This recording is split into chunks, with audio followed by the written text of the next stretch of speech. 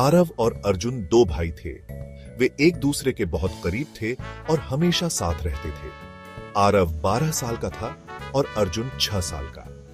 आरव हमेशा अर्जुन का ख्याल रखता था और उसे कभी अकेला नहीं छोड़ता था। वे एक छोटे से गांव में रहते थे। गांव में हर कोई उन्हें जानता था और उनकी कहानी से वाकिफ था। उनका घर छोटा सा था, पर वो उनका अपना घर था। घर की दीवारें पुरानी थीं, लेकिन उसमें बहुत सारी यादें बसी थीं। उनके माता पिता अब नहीं रहे, इसलिए आरव अर्जुन की देखभाल करता था। वह अर्जुन के लिए पिता और भाई दोनों की भूमिका निभाता था। हर सुबह आरव जल्दी उठता था। वह सूरज उगने से पहले ही अपने दिन की शुरुआत कर देता था।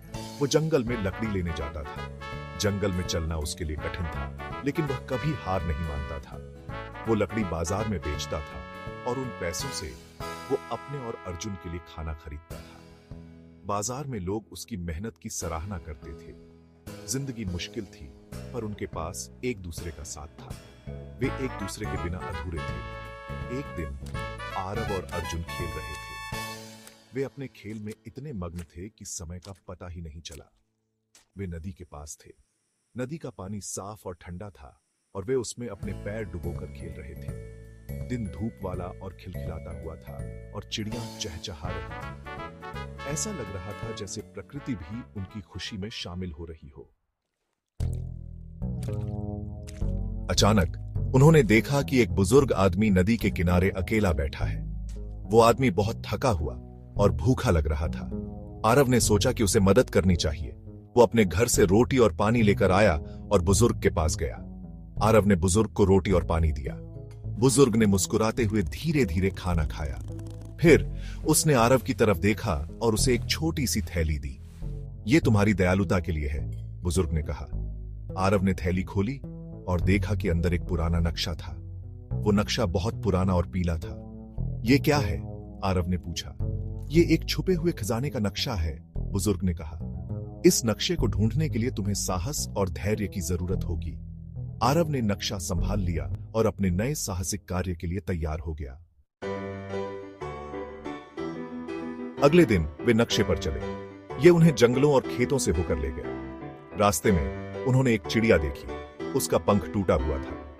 अर्जुन उसकी मदद करना चाहता था। आरव ने धीरे से चिड़िया को उठाया और ध्यान से अपने कपड़ों से एक टुकड़ा फाड़ा। उसने उससे चिड़िया का पंख बांध दिया। थोड़ी देर बाद चिड़िया उड़ गई। आरव और अर्जुन खुश थे। उन्होंने अपनी यात्रा जारी रखी।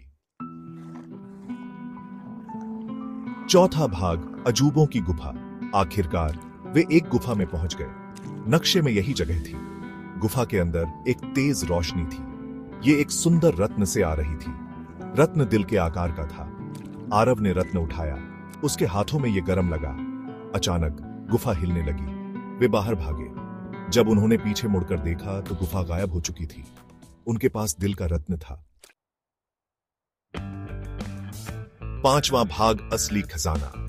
दिल का रत्न जादुई था। यह रत्न केवल सुंदरता में ही नहीं, बल्कि अपनी शक्तियों में भी अद्वितीय था। इसने उन्हें धन और शक्ति दी, लेकिन यह केवल भौतिक संपत्ति नहीं थी, बल्कि आत्मिक शक्ति भी थी। लेकिन आरव और अर्जुन कुछ जानते थे। वे जानते थे कि इस रत्न की असली शक्ति क्या थी। वे जानते थे कि असली धन दयालुता है। उन्होंने अपने दिल की सुनने का निर्णय लिया। वे अपने गांव वापस चले गए। गांव के लोग उनके लौटने पर बहुत खुश हुए। दिल के रत्न से उन्होंने सबकी मदद की।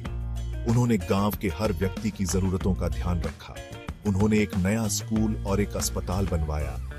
यह उनके गांव के लिए एक नई शुरुआत थी। आरव और अर्जुन खुश थे। उनकी खुशी गांव के हर चेहरे पर झलक रही थी। उन्हें किसी भी खजाने से ज्यादा कीमती चीज मिल गई थी। यह थी गांव वालों का प्यार और सम्मान।